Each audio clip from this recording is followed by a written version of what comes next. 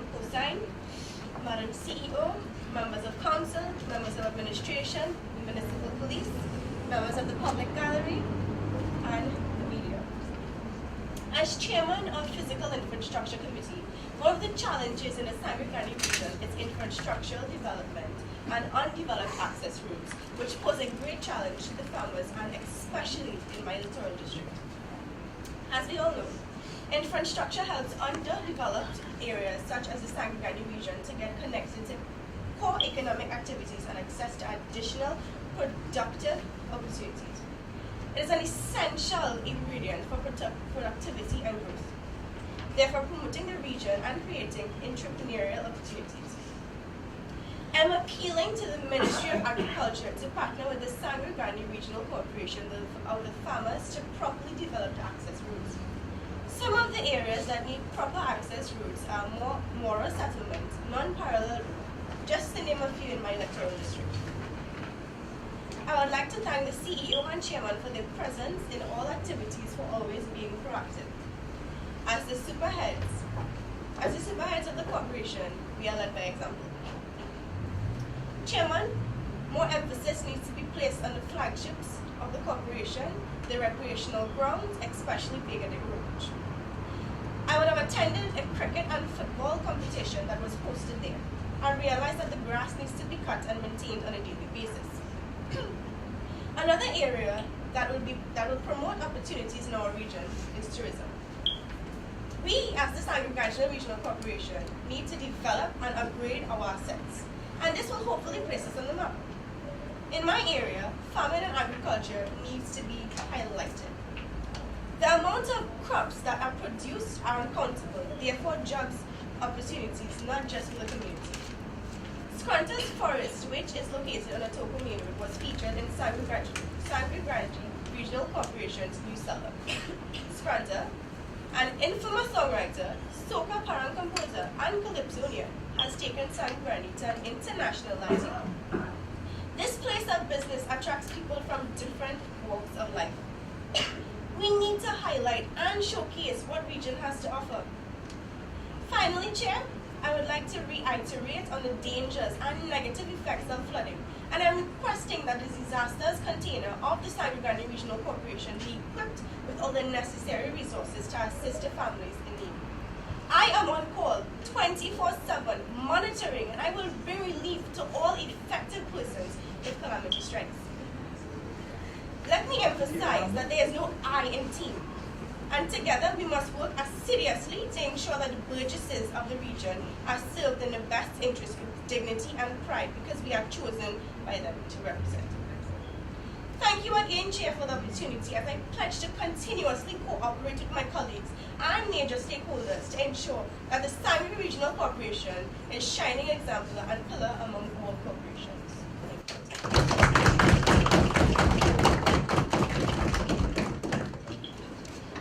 My name is Marcus Trancoso, and I represent the Sangre Grande South Electoral District. I feel honored to represent the Sangre Grande South Electoral District and be part of this auspicious event. I take this opportunity to highlight some of the issues plaguing our community in the Sangre Grande South Electoral District.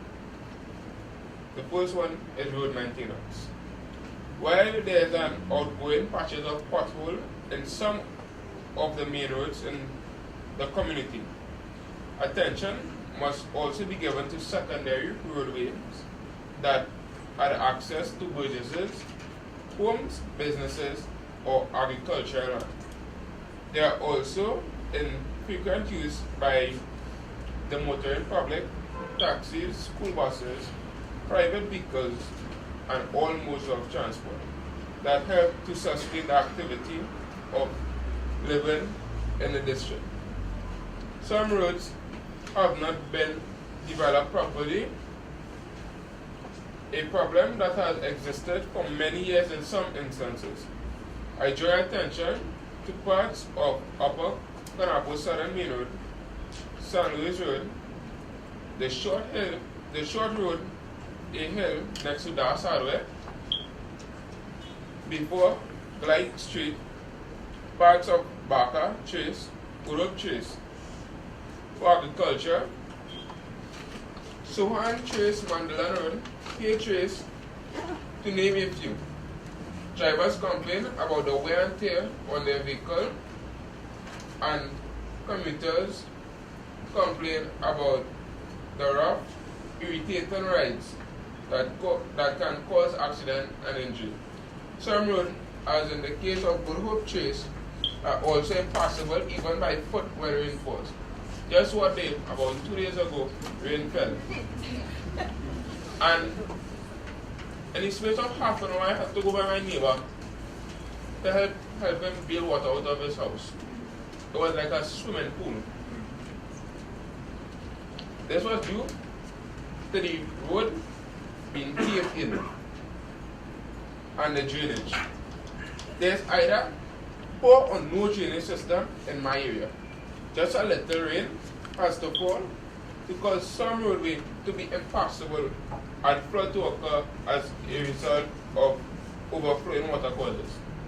In situations where the water has nowhere to go, the stagnant water becomes infested with mosquitoes that bring diseases. There have been outbreaks of dengue fever in communities where this is a perennial problem. San Luis Road community is a case in point. There is a need for ongoing checks and continuous maintenance to prevent or minimize the occurrence of flooding and devastation from natural climatic happenings. Building up the access drainage systems in the secondary roadway in the district will help to rectify these problems. Some of this maintenance work includes cleaning of existing drains, some of which have been holding their own bit of vegetation for months, if not years. I am so overjoyed this morning. I have so much to say, but I'll be very brief. The members in the gallery, parents, principal, teachers, residents of Sangre Grande, all present, the municipal police, all present this morning. Mr. Terry Rondon, yes, Chairman, you and your council, the CEO, should be highly commended for this role here this morning.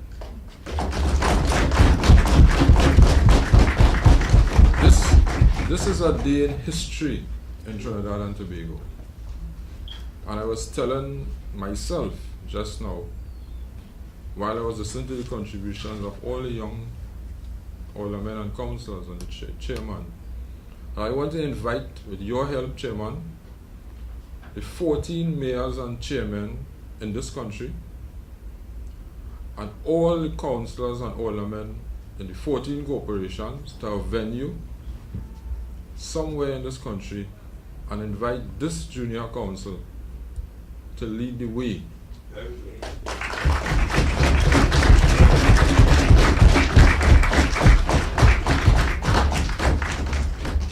Because they are so exceptionally well spoken, well dressed. I was watching some members of the council.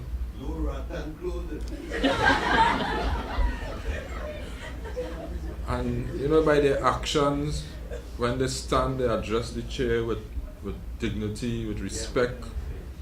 I was watching one of the councillors taking off the mic for the other one to speak. I was watching one holding their hands like they were in parliament and making a contribution. I observe you all very well.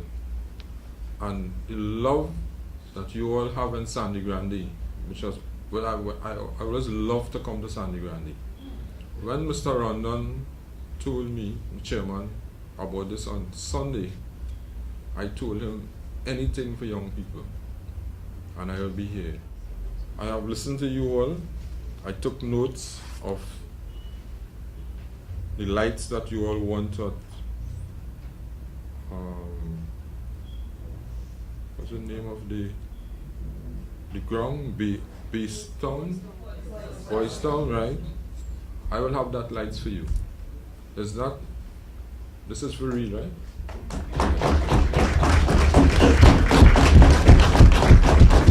I will call CEO at TNTech. I'll have that for you, for sure. God willing. I took notes of the roads and the security, the crime, the agricultural access road in Vega de Ropuch, the water problems you have, the drainage, the cutting off. I see you all have overgrown lots. CPEP is in here, and I will ask the chairman to contact the chairman of CPEP, and we could get, there's a program going to put in place so they could cut all the open lots, and you all need to work closely with them. I see you have a lot of sporting facilities, but one thing that I took notice of this morning here, and it only happened when the substantive chairman spoke. You all at this junior council put the people in your community first and not politics. I didn't hear anything about PNM or UNC or PEP or whatever, other parties. You all put the people first in your community, and you all should be highly commended for that work.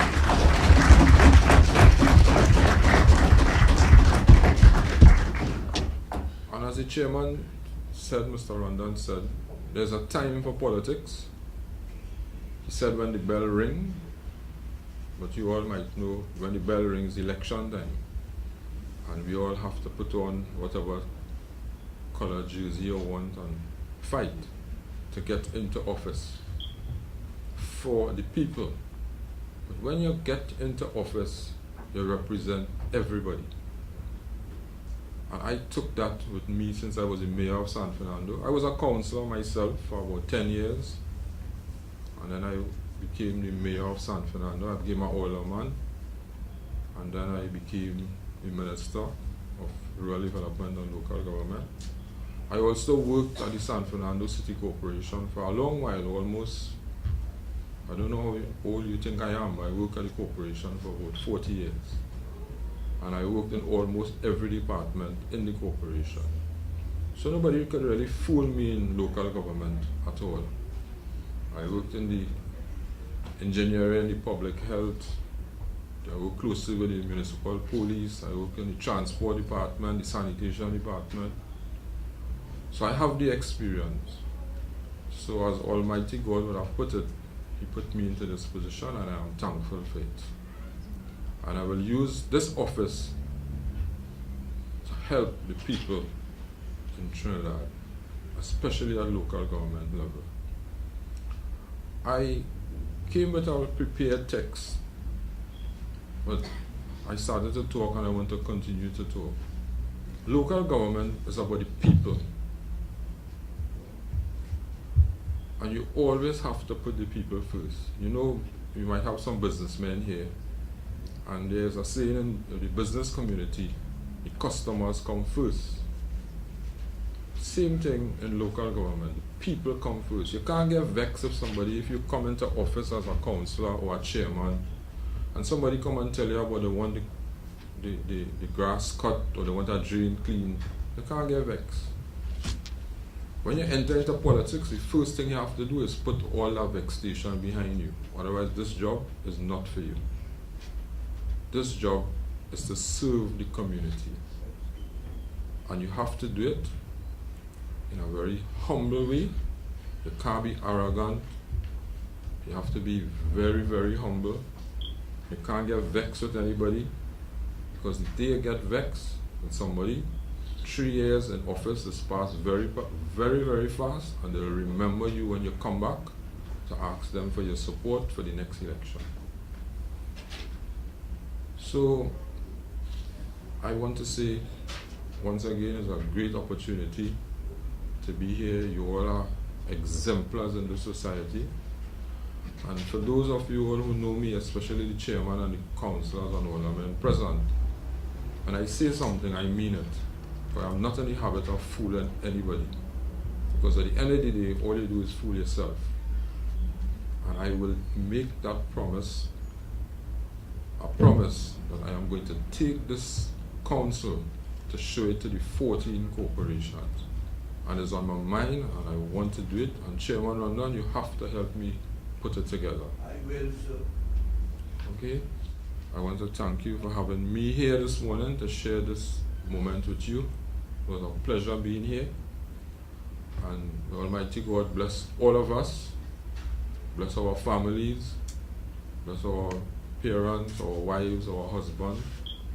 May He grant us good in this world and good always. Thank you very much.